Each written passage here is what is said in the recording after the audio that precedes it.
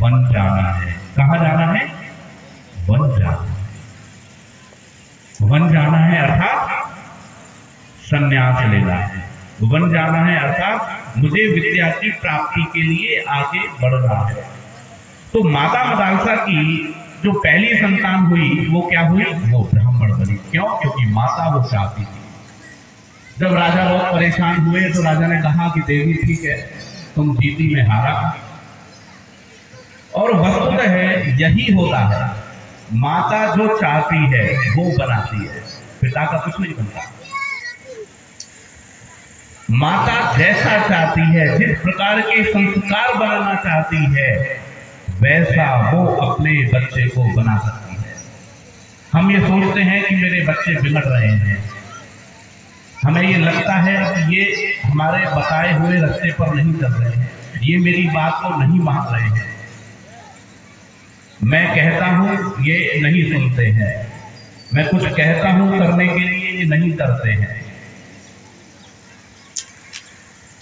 जब राजा ने कहा कि देवी अब मुझे इस राज्य को संभालने के लिए एक ऐसा पुत्र चाहिए जो क्षत्रिय हो, तुम जीती और मैं हारा, तो रानी कहती है तथास्तु, ठीक है स्वामी, मैं अब अगला जो पुत्र दूंगी आपको वो कौन सा दूंगी? वो क्षत्रिय पुत्र दूंगी। उन्होंने उसी प्रकार की तैयारियां करना शुरू कर दिया। बालक के गर्भ में आने से पहले से ही उन्होंने अपने मन को, मस्तिष्क को, अपनी वाणी को, इंद्रिय को, शरीर को उसी प्रकार से लगाना शुरू कर दिया। उसी प्रकार के विचार, क्षत्रियों वाले विचार, युद्ध वाले विचार, राजनीति के विचार, योद्धाओं वाले विचार, उसी प्रकार का निर्णय, उसी प्रकार का चिंतन, बातचीत, उठना बैठना, ऐसे ही चित्र अपने घरों में लगाना शुरू कर दिया। और उसकी जो अगली जो संतान हुई वो क्या हुई? वो हुई जिसने राज्य को संभाला। तो आपके ऊपर कितनी बड़ी जिम्मेदारी है। घर की स्वामिनी इसलिए ही नहीं कहा जाता माता, स्त्री को निर्माता यूं ही नहीं कहा जाता, क्योंकि वो तपस्या में सबसे ज्यादा, पुरुष से ज्यादा तपस्या करती है, पुरुष से ज्यादा सहन करती है, पुरुष से ज्यादा वो धैर्यवान है। जब वो दिव्य गुणों से युक्त है, जब वो दिव्य है, तब उसकी संतान कैसी होगी? दिव्य होगी। अगर बीज कमजोर है तो हम सब जानते हैं कि फसल अच्छी नहीं हुआ करती। यदि हमें फसल अच्छी चाहिए, यदि हमें फल अच्छे चाहिए, तो फल अच्छा खाने के लिए हमें जो बीजारोपण करना होगा, हमें वहां पर जो रोपण करना होगा, वो जो बीज होगा, वो बीज कैसा होना चाहिए? वो बीज भी शुद्ध होना चाहिए, वो बीज भी पवित्र होना चाहिए। माता जो दूध पिला रही होती है, माता जो लोरी सुना रही होती है, माता जो व्यवहार कर रही होती है, जो सोच रही होती है, उस सब का सीधा सीधा जो प्रभाव जाता है वो उसकी संतान पर जाता है। माता पिता और आस पड़ोस के व्यक्ति कहने लगते हैं कि अरे इसको तो सिखाया ही नहीं, लेकिन ये कैसे सीख रहा है? माता की श्वास से बच्चा बनता है।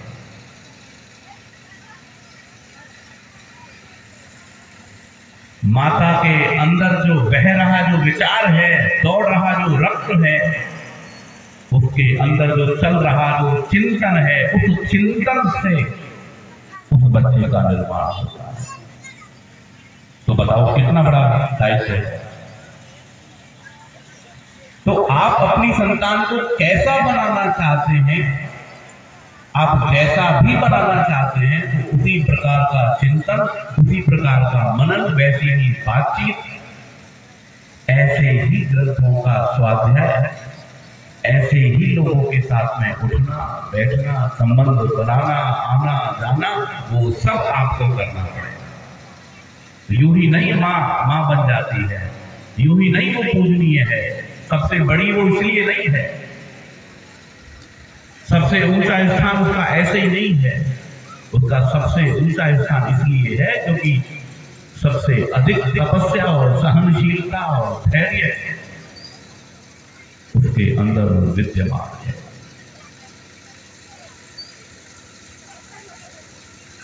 कैसी संतान बनानी है उसका संकल्प पहले करना पड़ता है, फिर उसके लिए लगना पड़ता है।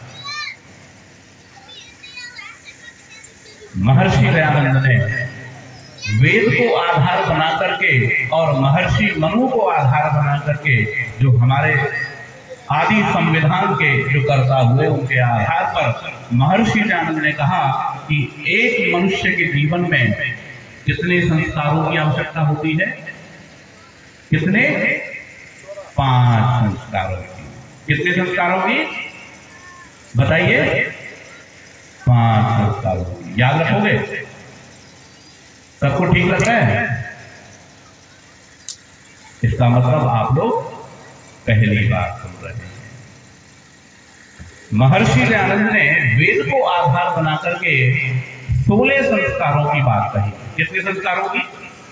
16 संस्कारों की। हाँ जी बोलिए, कितने संस्कार? आवाज नहीं आ रही है। कितने संस्कार? इधर पुरुष वर्ग कितने? इधर से अधिकारी वर्ग कितने? 16। और माताएं 16। चाहे वो स्त्री है चाहे वो पुरुष है, मतलब बालक का जन्म हुआ हो चाहे बालिका का जन्म हुआ हो, दोनों के लिए ही 16 संस्कार हैं। ऐसा नहीं है कि केवल बालक के लिए है और बालिका के लिए नहीं है। कोई बड़े बड़े राजकुल में पैदा हुआ है, बहुत बड़े अमीर घराने में पैदा हुआ है, तो उसके तो 16 हैं, और जो गरीब के में पैदा हुआ है उसके कितने हैं?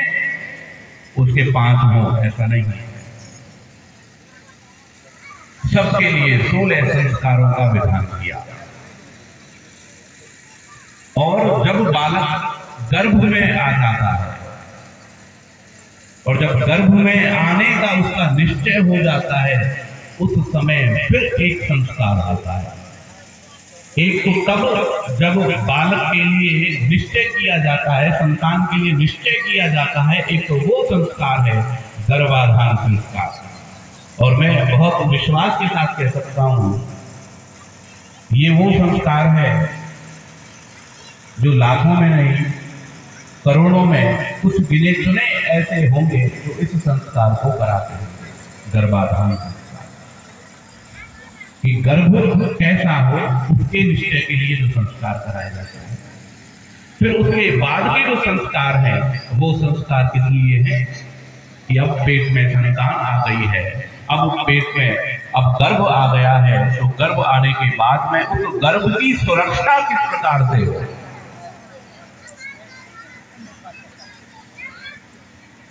आज बहुत केसेस बढ़ रहे हैं ना, तो गर्भ में जो गर्भस्थ जो शिशु है, जो भ्रूण है, उसकी रक्षा कैसे की जाए। जो बूढ़ी बुजुर्ग माताएं हैं वो बताती हैं अपनी बहुओं को, ऐसे मत चलो, ऐसे चलो, ऐसे पैर मत रखो, ऐसे मत चढ़ो, ऐसे मत उतरो, ऐसे मत खाओ, ये मत पियो, ऐसा मत बोलो। ये जो रोकना है, ये जो टोकना है, ये जो कहना है, ये जो समझाना है, ऋषियों ने एक संस्कार के रूप में हमारे लिए दिया कि आपको इस समय पर ये सावधानी रखनी है, छठे महीने में आपको ये सावधानी रखनी है, 8वें महीने में आपको ये सावधानी रखनी है। अब संतान उत्पन्न होने वाली है तो इसके लिए ये तैयारी करनी है।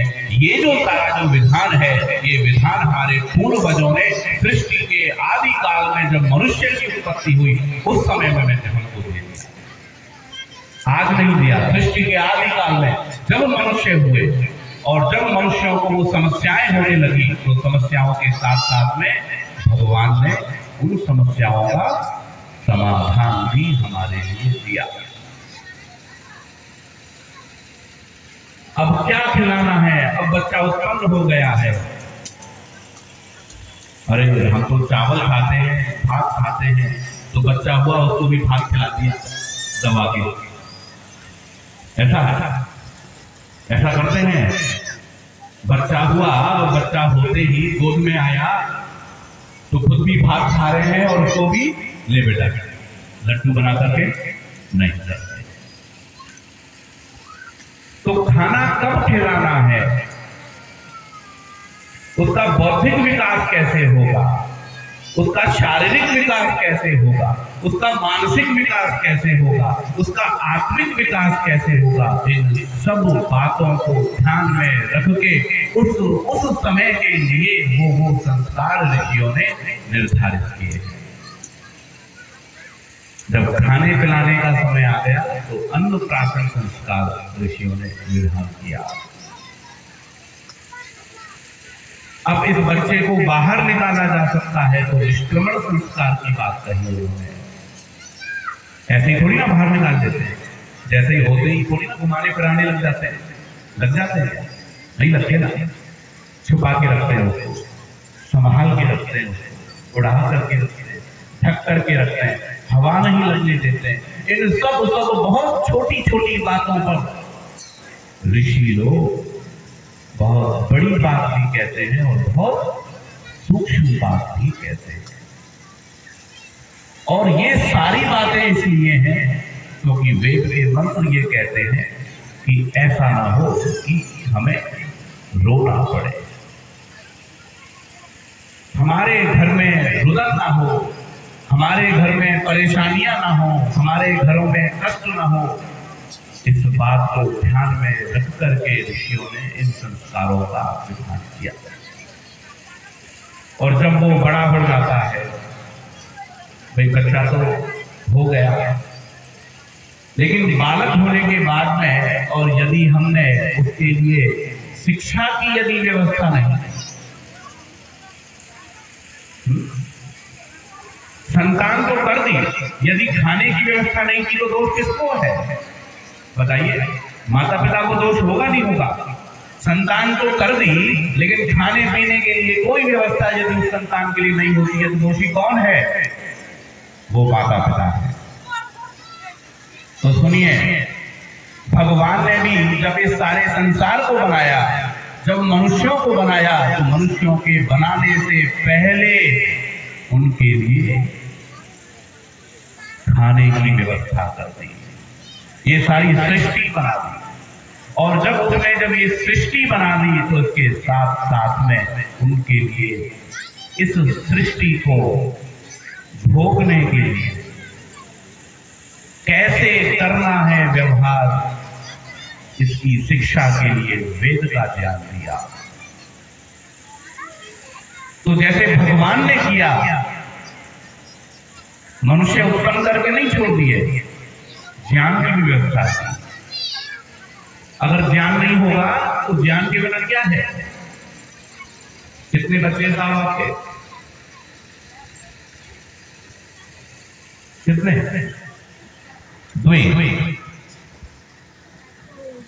दो बच्चे हैं। आपने बालक तो उत्पन्न किए, लेकिन उत्पन्न करके यदि शिक्षा की व्यवस्था नहीं की तो बहुत बड़ा दोष हमारे ऋषियों की दृष्टि में, आज के संविधान की दृष्टि में, आज के परिवेश की दृष्टि में, चाहे आप लोक की बात करो, चाहे आप शास्त्र की बात करो, दोनों ही स्थितियों में वो जो व्यक्ति होगा वो कैसा होगा? वो दोषी होगा।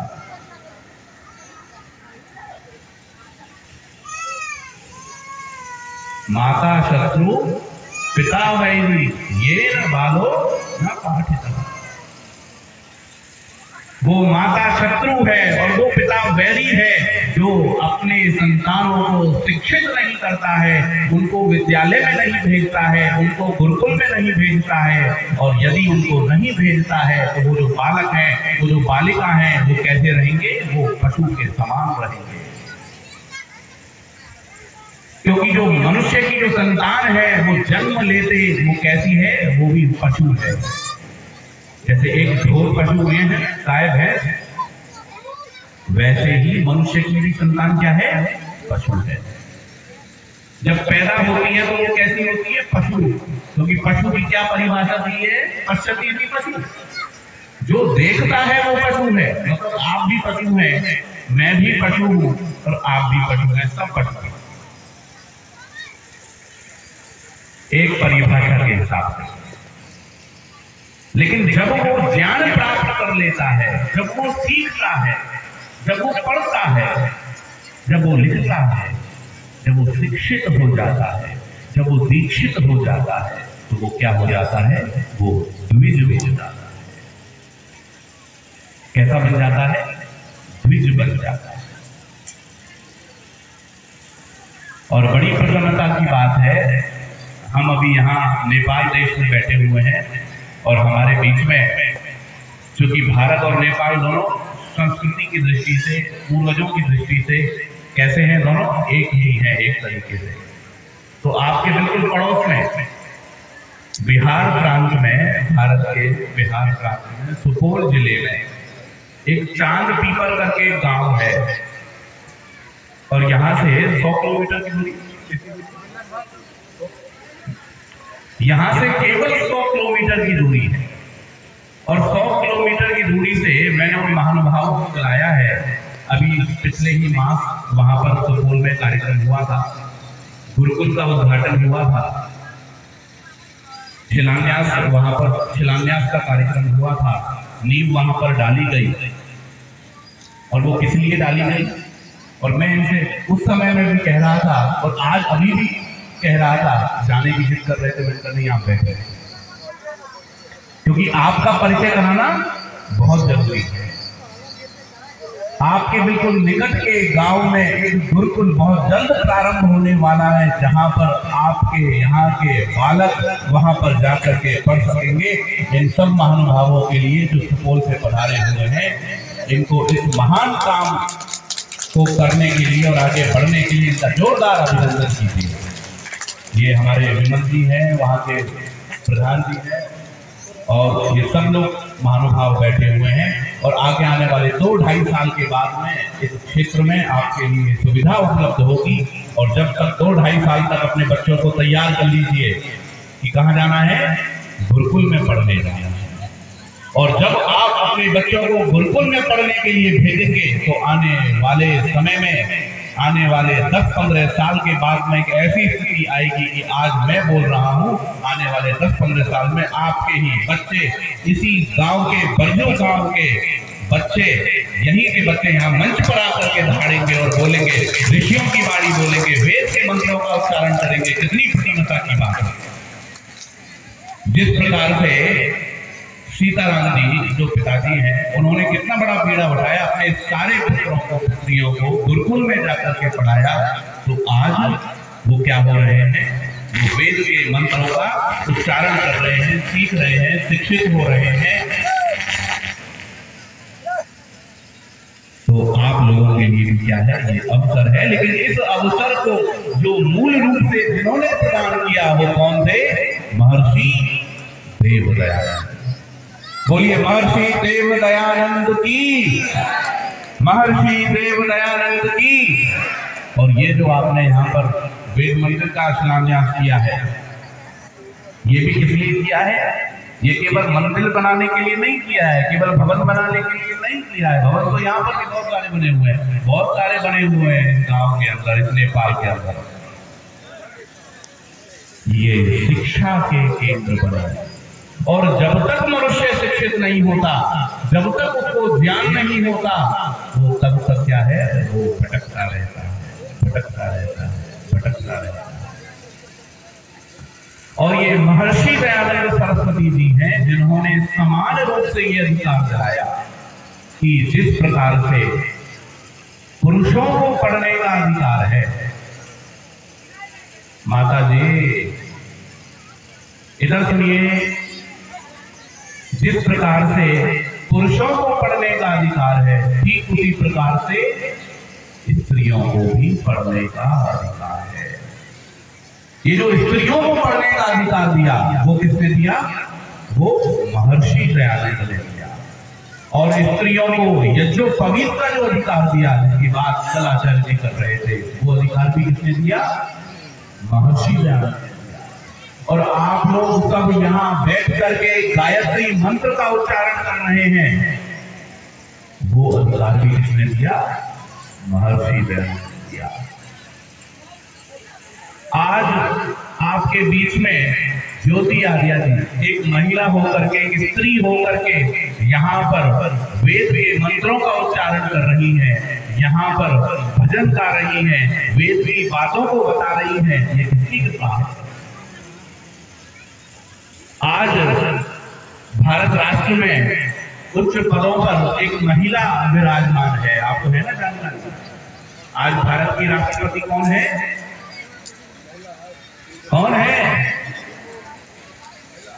एक महिला भारत के सर्वोच्च पद पर यदि बैठी हुई है तो उस पद पर बैठने के पीछे जिस संस्था का सबसे बड़ा संघर्ष है, जिस संस्था ने जिस संस्था के महापुरुषों ने अनेकों कष्ट सहे, अनेकों यातनाएं सही, अनेकों बार जेल गए, गालियां खाई, डंडे खाए, सर्प खाए, लाठियां खाई, कूड़े खाए, गोबर खाए, वो कौन है?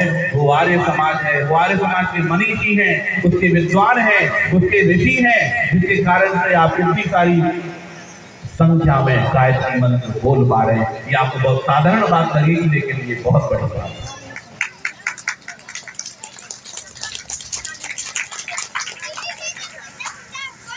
और जब महर्षि ने ये कहा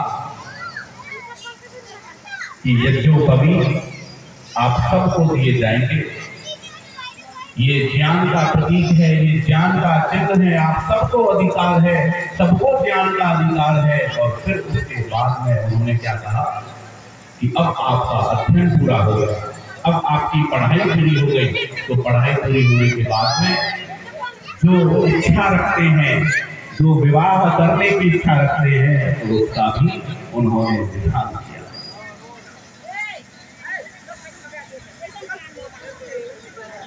यहाँ पर हम पानी ग्रहण संस्कार को यहाँ पर भी होता होगा, अग्नि जलाकर उसी पद्धति से होता है, एक ही पद्धति है। तो ऋषियों ने स्त्री और पुरुष को एक करने के लिए,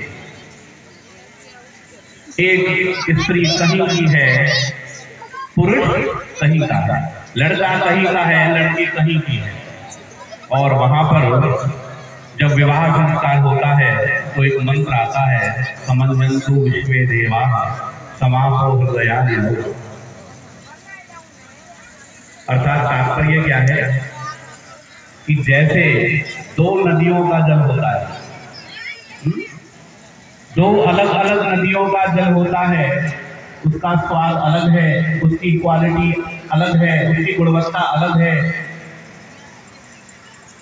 एक नदी अलग है, उसकी क्वालिटी, उसकी गुणवत्ता अलग है, दो अलग अलग नदियां हैं, पहचान सकते हैं। लेकिन यदि उनको एक कर दिया जाए उसके बाद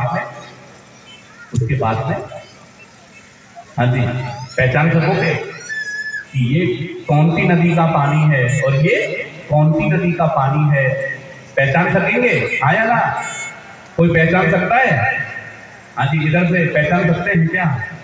नहीं पहचान सकते।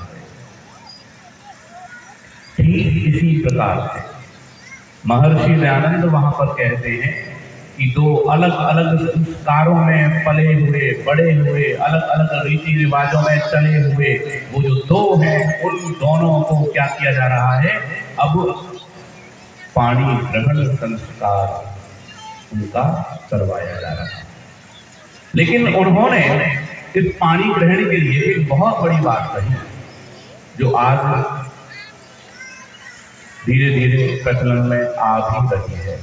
और वो क्या कि दोनों के जो भी विवाह करना चाहे, स्त्री और पुरुष, उन दोनों के गुण, कर्म और स्वभाव कैसे होने चाहिए? कैसे होने चाहिए? अलग अलग होने चाहिए, है ना? एक तो बहुत पढ़ा लिखा हुआ हो और एक बिल्कुल अनपढ़ हो, एक बहुत गोरा हो और दूसरी बहुत काली हो, है ना? ऐसा होना चाहिए ना? हाँ, बोल रहे हैं।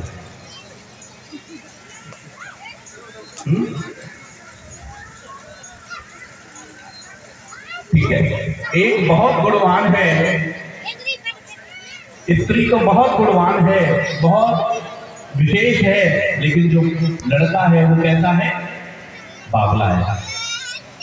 तो महर्षि दयानंद वहां पर कहते हैं, वो क्या कहते हैं, ये पानी का जो चल रहा है, बच्चों बेटे की रोक दो, पानी बेटे बात। तो वहां ऋषिवर एक बहुत विशेष बात कहते हैं, और वो क्या कह रहे हैं कि जो दो आपस में विवाह करना चाहते हो वो ये पहले देख लें, ये पहले जांच लें कि दोनों के गुण, दोनों के कर्म और दोनों के स्वभाव आपस में मिल रहे हैं या फिर नहीं मिल रहे। ये बच्चों को रोकिए, ये शायद समझ नहीं रहे, इनको बिठाइए। हाँ बेटे, पानी बाद में बांटिएगा, इनको बिठा दीजिए, ये पास में है ना, बिठा दीजिए बेटे, थोड़ी देर बाद में बैठ जाओ। दोनों के जो गुण कर्म और जो स्वभाव होंगे वो कैसे होने चाहिए, वो समान होने चाहिए। दोनों रूप में, दोनों बल में, दोनों की शिक्षा, दोनों का कुल, उनकी आर्थिक स्थिति, ये सब कैसी होनी चाहिए, लगभग समान होनी चाहिए। प्रयास ये होना चाहिए कि दोनों का मामला बराबर का हो। वो दोनों ये जांच लें कि ये मेरे अनुकूल है या फिर नहीं है। उनके माता पिता, उनके गुरुजन इस बात की परीक्षा करने, इस बात को देख लें, और देखते हैं ना, थोड़ा बहुत तो देखते ही हैं। क्यों देखते हैं, नहीं देखते हैं, थोड़ा तो देखते हैं, लेकिन अच्छे से देखने की आवश्यकता है। और महर्षि दयानंद कहते हैं कि यदि आप ये चाहते हैं कि परिवार अच्छे से रहे, आपकी संतान अच्छी हो, आपकी संतान सुसंस्कारी हो, विदुषी हो, विद्वान हो, तो इसके लिए जरूरी क्या है, इसके लिए आवश्यक है कि आप स्त्री के लिए तो कह रहे हैं कि आप विद्वान पुरुष के साथ में विवाह करो, और उस पुरुष को कहा जा रहा है कि आप विदुषी स्त्री के साथ में विवाह करो।